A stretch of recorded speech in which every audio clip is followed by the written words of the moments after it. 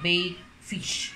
Labahita yung ginagamit ko. Tapos, gumawa ko ng sauce na ilalagay dito sa isda. Nag-compose ito ng bawang, 3 kutsarita, or 3 tablespoon na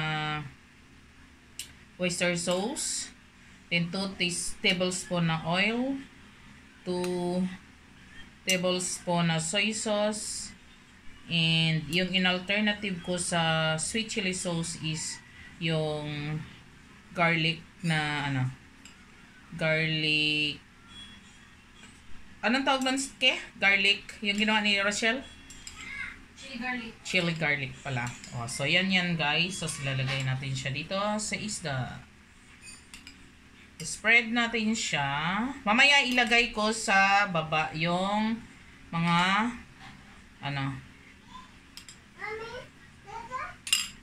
yan. Spread natin siya sa fish. Gamitan natin siya ng gamitan natin na lagyan natin yung ilalim para yun.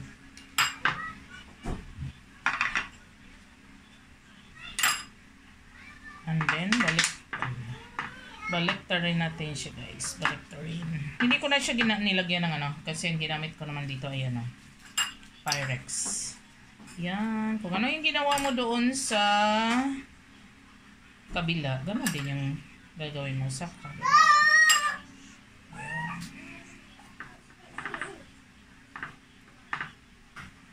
Yummy. You eat fish, Tommy? Yan. And then, iubos ko to guys. Lagyan. May twist to guys lagyan ko siya ng talong. Talong.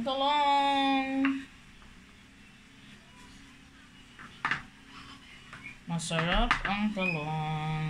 Kaso lang din na siya kasya. And then, sibuyas.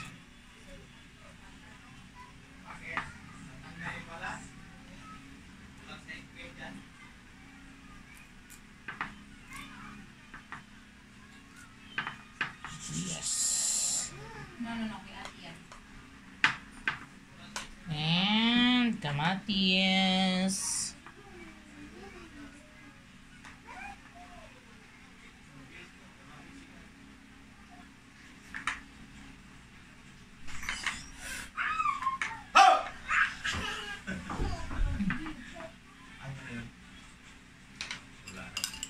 Ubos natin ito guys dito sa tabi. Sa talong. And then, takpan natin siya guys ng foil para hindi yung ibaba na takpan natin ng foil. So, yan naman itong talong dapat pala isa lang. Wala na anak ko ni Kay. Dito ka.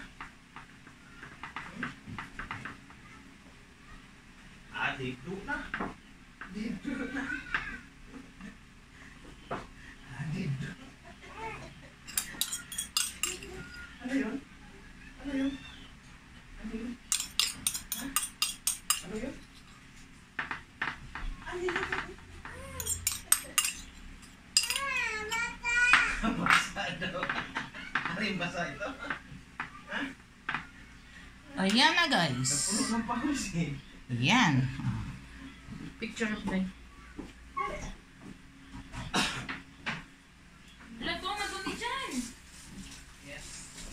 Nare-heat na namin to guys. Ang oven namin na mawait ng 180. 180 and then 420 minutes. So balikan natin siya after 20 minutes.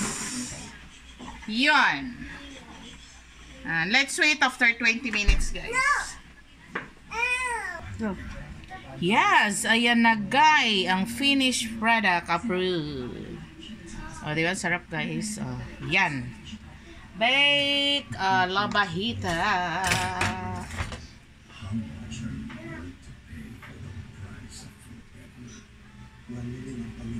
May twist lang yan guys kasi nilagyan ko ng talong.